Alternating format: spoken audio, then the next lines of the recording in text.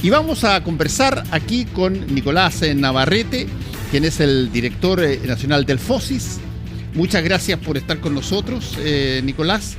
Y vamos a aprovechar de que es el Día de la Solidaridad para hacer la primera pregunta, y que probablemente te la han hecho muchas veces. ¿Somos un país solidario nosotros? ¿Somos como ciudadanos, gente que cree en la solidaridad? Entrevisté ayer a Mario Kreuzberger, que generó un factor de solidaridad con la Teletón. He conversado con personas que hacen un montón de trabajos, incluso por una muy baja remuneración o incluso gratis en este programa. Y sin embargo, se ve mucho más agitado el país por situaciones más mezquinas, de aquí a allá, de mi utilidad, tu utilidad, lo que me debes, lo que no me debe, las rencillas políticas y todo lo demás, en vez de una cosa solidaria que no tiene que ver con dinero, pero tiene que ver con convivencia, que es que nos pudiéramos poner de acuerdo en cosas básicas. Hubo 2 proyectos de nueva constitución que fracasaron. ¿Qué tan solidarios somos nosotros, Nicolás? Bueno, primero que todo, buenas noches. Hola. Fernando. Probablemente la mejor noticia del día de hoy es que seguimos siendo un país muy solidario en todos los niveles. Nosotros lo vemos a diario en las poblaciones, en los campamentos, en las villas, en las distintas comunas a lo largo del país, que somos un país tremendamente solidario entre vecinos, entre compañeros de trabajo, entre compañeros de curso. En la vida cotidiana somos solidarios, nos preocupa cómo está el otro, nos preocupa cómo podemos ayudar al otro. Ahora, el FOSIS es el Fondo de Solidaridad e Inversión Social, y también es posible hacer solidaridad desde el Estado. En particular, nosotros lo que hacemos es invertir en capital social, invertir en mejorarle la vida a las personas, ojalá de una manera mucho más permanente, no tan coyuntural, y a su vez habilitar esos proyectos de vida vía redes solidarias. Por ejemplo, nosotros tenemos un proyecto que se llama Ecomercados, que es un banco público de alimentos, en donde entregamos alimentos que no van a ser comercializados a esencialmente mujeres que ejercen cuidado. Para que ese proyecto ocurra, tiene que haber solidaridad. Porque además del beneficio social de alimentos y artículos de primera necesidad gratuitos, necesitamos empresas que donen de manera desinteresada, quizás sin tanta publicidad, pero además llegan voluntarios y voluntarias que nos permiten ir a dejar a las casas, y por lo tanto una política pública que lo que haga es invertir en capital social, pero además habilitar redes solidarias, es parte de lo que hace hoy día el Estado en muchas de sus líneas. Sí. Uno tiene el concepto de solidaridad asociado, probablemente, tú corrígeme si me equivoco, lo tiene asociado no a la caridad. Así es. No a que de repente cada cierto tiempo pasan o qué sé yo, incluso en la iglesia, cuando va terminando la misa, pasan con la bolsita y tú pones, qué sé yo, un poco de plata. Eso es básicamente caridad, si tú quieres. La solidaridad tiene que ver con un compromiso un poco mayor. Tiene que ver con un compromiso no solamente exclusivamente en el traspaso de dinero, tiene que ver con tratar de empatizar, entender un poco con lo que le pasa a la gente. Y hasta ahora eso se veía quizás en voluntarios de organizaciones mundiales que iban a África, algunos partieron efectivamente catequizando eventualmente, y terminaron generando condiciones de una mayor solidaridad. Pero ¿cómo diferenciarías tú una solidaridad genuina de lo que puede ser una solidaridad, entre comillas, que en realidad está buscando un interés? Sí, quizás aquí diferenciar algunas cosas. La caridad no es algo quizás no tan bueno o indeseable, algo que quizás en algunos minutos es necesario. En particular, la solidaridad lo que establece es un compromiso mucho más profundo con el otro. No solo en te voy a ayudar a quizás conseguir algo que no se ha podido hacer, sino además entender por qué se hace, acompañar en el tránsito y entender un poco el sentimiento que está detrás de eso. Y creo que eso es otra perspectiva muy profunda de lo que hacemos en el país. Tú mencionabas el ejemplo de la Teletón. Por supuesto tiene un acto puntual en donde miles de personas a lo largo de nuestro país participan las 27 horas que dura la Teletón.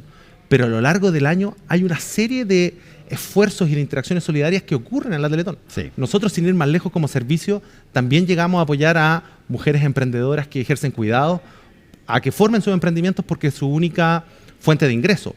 Pero así como llegamos nosotros, también llegan empresas privadas a poner espacios de comercialización y una serie de acciones solidarias, desinteresadas, de nuevo, sin tanta publicidad, pero que se comprometen con el sentido más profundo. Mujeres que se esfuerzan día a día por sacar a su familia adelante. Nicolás, no sé si la pregunta es media rara, porque, o sea, la pregunta yo creo que es rara, pero no sé si puede contestarse.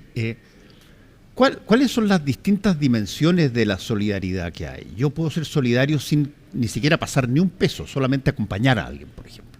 Ser una persona que está ahí cuando alguien tuvo un percance y tú sabes que eso le afecta, estás ahí.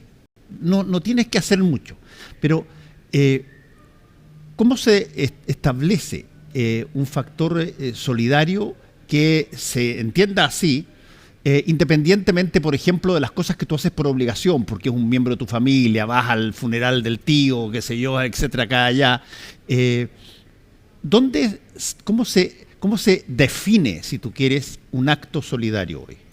Bueno, un acto solidario es ponerse al servicio del proyecto de un otro, entendiendo el por qué lo hace y comprometiéndose también en búsqueda de la solución. Y ahí, efectivamente, hay cosas que son primas hermanas o que están muy cerca. La caridad, como hablábamos antes, la empatía, que es como soy empático o logro sentir lo que tú sientes, pero no necesariamente me comprometo con esa solución o en el acompañar ese proceso. Y la solidaridad, por supuesto, es un todo en el cual entiendo lo que ocurre y formo parte de la solución y estoy dispuesto a hacer ese tránsito. Ahora, efectivamente, la solidaridad puede ocurrir entre personas, pero también pueden haber acuerdos solidarios de sociedad.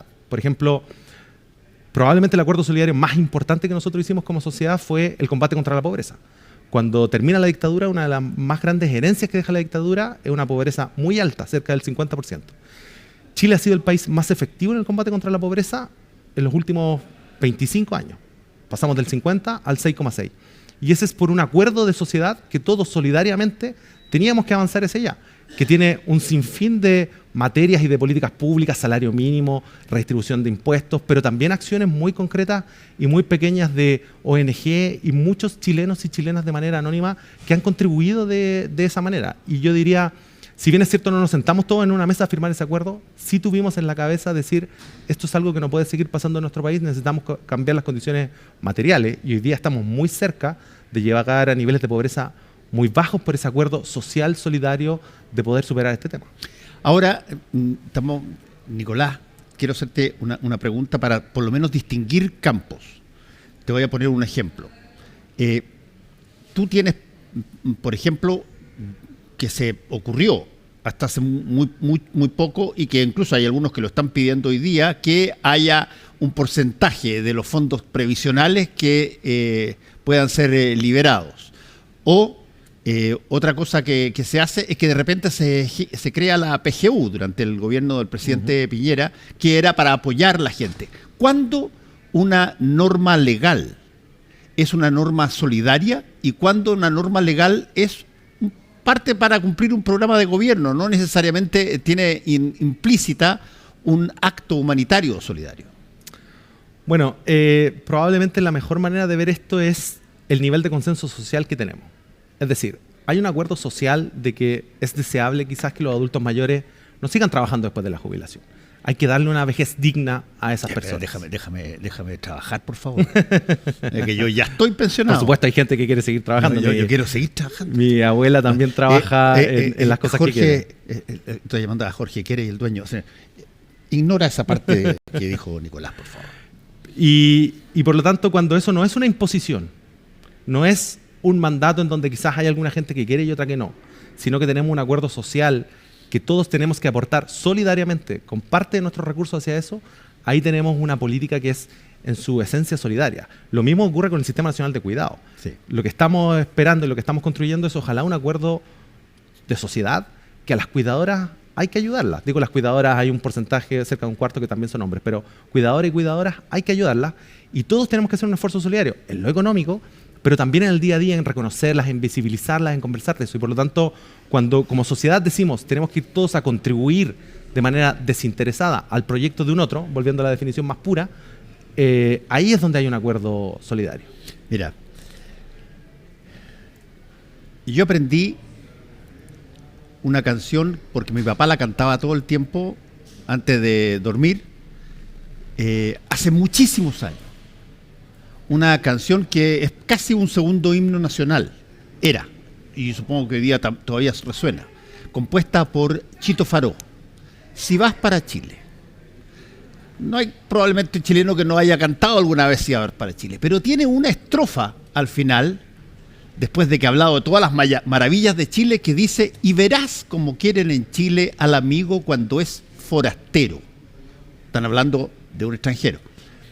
Yo no estoy tan seguro de que si Chito Faró estuviera vivo hoy día y tuviera que hacer una canción, pondría esa frase de nuevo, porque la inmigración ha, de alguna manera, remecido en todas partes del mundo una situación que va desde la propiedad hasta llamémoslo así, ¿cómo llamarlo? Aquello que tú consideras que es tuyo, que es propio, la soberanía. Y desde ese punto de vista lo tenemos en la canción, una de las más famosas de Chile, que tanto se da en la realidad eso.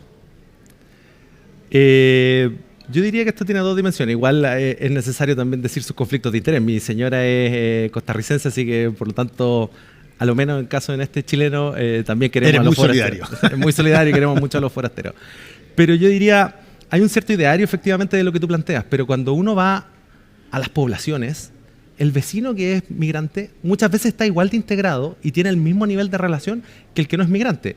Por ejemplo, nosotros tenemos un proyecto que es de compras colectivas, donde la gente se asocia, compra a grandes volúmenes y accede a precios más baratos. Y ahí ha ocurrido un fenómeno de integración social también con migrantes. Chilenos han aprendido a cómo cocinar porotos negros, entender cómo funcionan las otras culturas y por lo tanto no hay una disociación, diría yo, en las poblaciones, en las cuadras, entre vecinos, dado que uno viene de tal o cual país, sino que son afinidades distintas, ¿no? Entonces, es igual de probable que yo me lleve bien o mal con mi vecino si nació en Chile o si nació en otro país. Y yo creo que ese fenómeno ha sido muy interesante porque la integración en los barrios y en las poblaciones, que es donde más están viviendo los migrantes, ha ocurrido de una manera mucho más natural. Por supuesto, hay otro espacio de la discusión y es, por lo tanto, y hay aquí cifras más controvertidas respecto de quizás temas de seguridad, inmigración y cosas más relacionadas, o empleo también, inmigración, que de hecho la evidencia internacional no es tan categórica respecto de los flujos migrantes y cómo eso impacta el empleo de los nativos, de los nacionales, pero yo diría eso en la gente común y corriente con la que trabajamos nosotros, quizás gente que está ganando el sueldo mínimo y que se está esforzando por llegar a fin de mes, no hay una disociación en los barrios. Y eso también es una muy buena noticia porque el tejido social se está construyendo con todos quienes están viviendo en Chile. Sí, ahora convengamos una cosa, es hasta cierto punto de vista cómodo el que tú tengas un flujo extraordinariamente alto de inmigrantes a quienes tú puedes responsabilizar de todas las cosas que eventualmente tú eres parte de la causa, pero que eventualmente puedes cargárselo a otro. La delincuencia, por ejemplo, yo entiendo que hay una presencia bastante fuerte de la delincuencia por parte de bandas extranjeras, pero sigue siendo muy, muy superior el número de personas que es arrestado y puestos en la cárcel que son chilenos más que extranjeros. Sin embargo, ahí hay un tema que no sé si es que ha sido bien explicado a la ciudadanía sobre su relación con este flujo migratorio que está pasando en todo el mundo. No es un problema que nos pasa solamente a nosotros. Tú te vas a vivir a Europa y vas a tener el problema inmigratorio relativamente parecido. ¿Cómo se trabaja una relación cuando hay resquemor y que ya no es una cosa tan amorosa como podía haber sido hace 70, 80 años cuando uno viajaba mucho menos que lo que viaja hoy? Bueno, efectivamente esto es un debate que está ocurriendo en todo el mundo, sí. y de hecho hay países que les llegó antes. Lo que tú relatas de Europa efectivamente es así y probablemente la única manera que han encontrado las sociedades de poder ir superando estos resquemores que se van dando y que se dan no cuando migran bajas cantidades, sino un flujo alto de personas en un tiempo muy acotado y que cambia un poco la fisonomía de la migración, es con más espacios de encuentro, que la gente se encuentre en los colegios, en los consultorios, en las poblaciones, en los supermercados.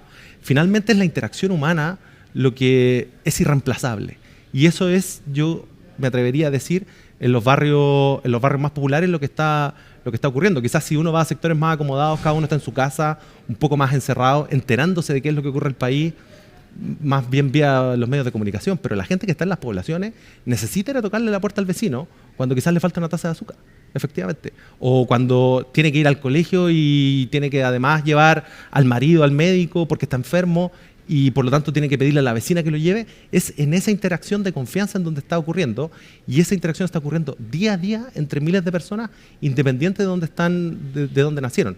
Esa es otra muestra más de la solidaridad, y yo también diría con toda confianza, la solidaridad no es privativa de una nación, es finalmente, y esto también es muy bueno, es parte de la cultura humana. Los seres humanos, lo dijo Rousseau hace mucho tiempo, pero los seres humanos vivimos en sociedad y por lo tanto el esfuerzo colectivo solidario es parte de nuestra esencia, si no es imposible que sobrevivamos. Sí, durante mucho tiempo hubo una imagen, si tú quieres, de esta solidaridad con las personas que sufrían más problemas en el mundo, sobre la base de instituciones que se crearon, por ejemplo, en fase misionero, y viajaban a África, y estaban, bueno, gran parte de ellos eran descendientes de países que habían colonizado esos lugares. ¿Por qué razón llega tanta gente de determinados sectores a Inglaterra, a España, a Bélgica? Bueno, Francia, porque fueron históricamente países y pueblos que fueron súbditos de las coronas inglesa o española o francesa. Y desde ese punto de vista se produjo un vínculo que ahora hace que el flujo sea más allá. Pero en el ámbito del día a día, ¿tú estás notando, por ejemplo, aparte de esto que tú mencionas en las poblaciones, estás notando una mentalidad más solidaria de nosotros, o ya sea por la política, ya sea que fuerza a establecerse en bando, a discutir con alguien y competir por un puesto? Y por lo tanto, esa relación no es muy solidaria. Puede ser solidaria en que es necesario alguien que ocupe ese puesto, pero la pelea entre los candidatos a veces es tremendamente dura. ¿Qué tanto en ese sentido podemos permear mucho más allá de básicamente generar condiciones de menor pobreza, sino que generar mayor riqueza humana más que material? O sea, yo creo que estamos en una sociedad crecientemente solidaria, efectivamente, y que está mucho menos polarizada de lo que vemos.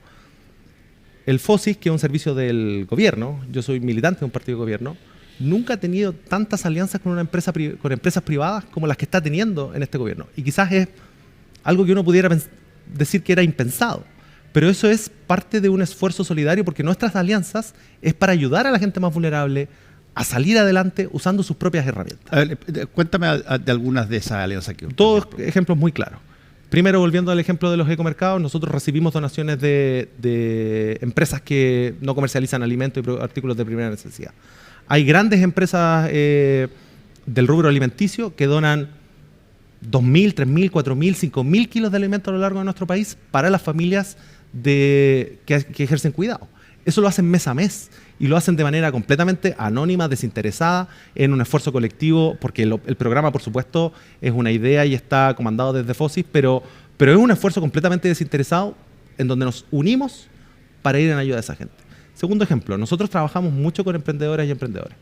Los malls, por ejemplo, disponen de muchos espacios gratuitos para que la gente vaya a poder comercializar y vender sus productos. Nos ponen algunas exigencias como, por ejemplo, emprendimientos que estén formalizados.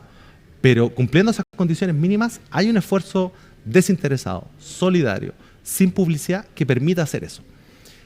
Eso se replica por algo cercano a 300 alianzas con empresas que nosotros tenemos para ir en ayuda de los más necesitados. Esa es una parte de un esfuerzo solidario que yo diría alguien quizás no lo pensaba, no lo veía, pero que está ocurriendo en este gobierno de una manera muy desinteresada, mucho menos polarizada de lo que podríamos haber pensado.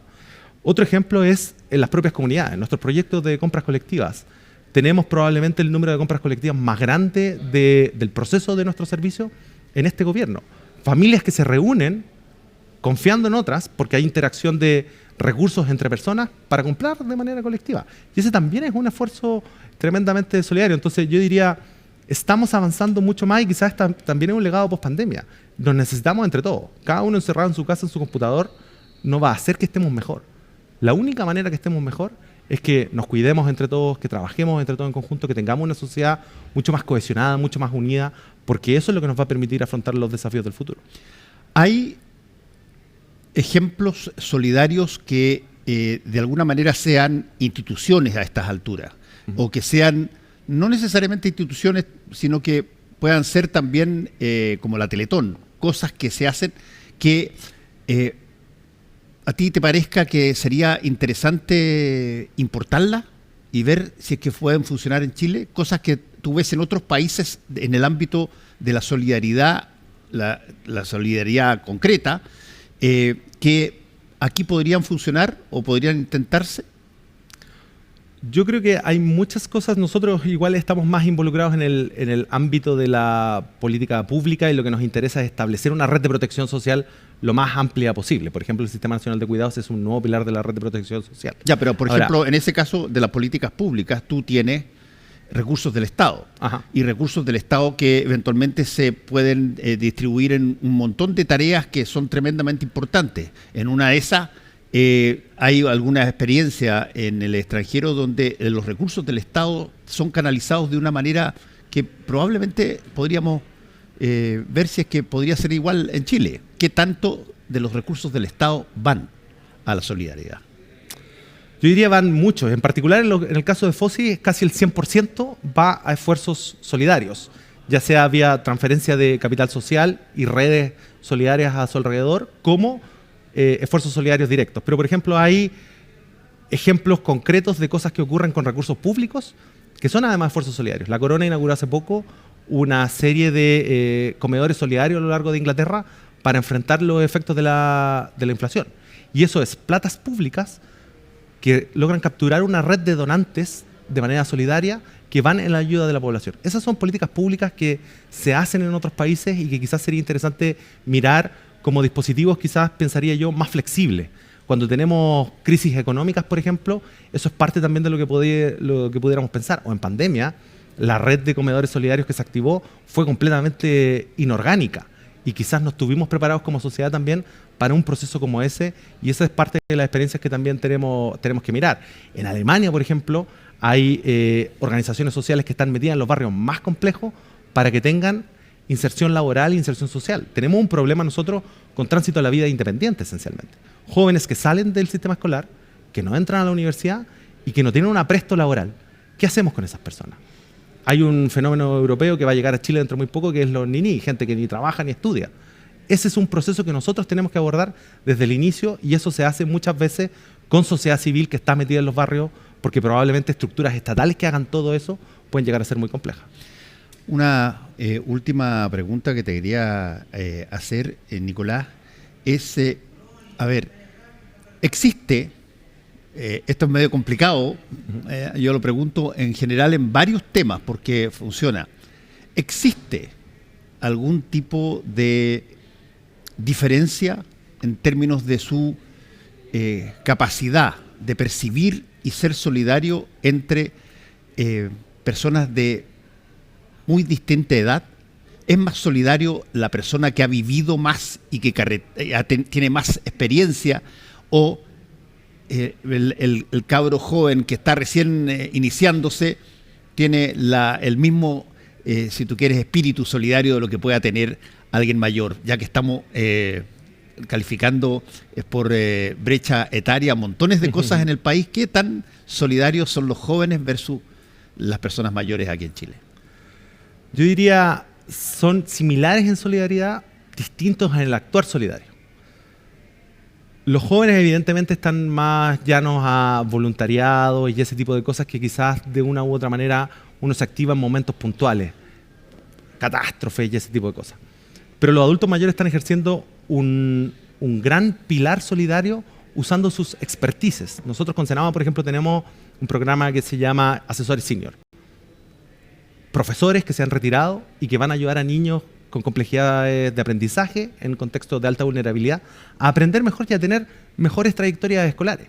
Por supuesto, alguien que tiene 70 años, que trabajó toda la vida en una empresa siendo ingeniero, contador, abogado, necesitamos ocupar esa capacidad particular, esa experiencia que se transmita a las nuevas generaciones. Quizás los jóvenes, claro, tienen una trayectoria más corta, la capacidad de formar habilidades particulares es más corta y se dedican a otro tipo de cosas, pero están todos siendo solidarios en lo que les compete, en lo que les pertenece y en lo que es posible hacer dada sus capacidades. Entonces, no es un problema, creo yo, o la solidaridad no se acumula, o no es un bien de capital que se degrada en el tiempo, sino que lo que uno va cambiando es cómo va ejerciendo su solidaridad a medida que va cambiando. Yo mismo antes de ser director de FOSI era profesor universitario y mi solidaridad mutó de voluntariados de media agua a ejercer efectivamente clases de matemática. Yo soy economista en matemática, clases de matemática a niños con alta vulnerabilidad social. Entonces, claro, uno va viendo dónde es más útil, dónde mi expertise y mi riqueza es más única. Bueno, te quiero agradecer, Nicolás. Me imagino que todas estas cosas que hacen ustedes están se pueden acceder a verlas el FOSIS a través de la página web, ¿no? Así es, en www.fosis.gov.cl y también en las redes sociales de FOSIS, que es FOSIS Chile en Twitter, en Facebook y en Instagram. Es parte de lo que nosotros comunicamos permanentemente, de rescatar este espíritu solidario, colectivo y de cohesión social que hay en nuestro país.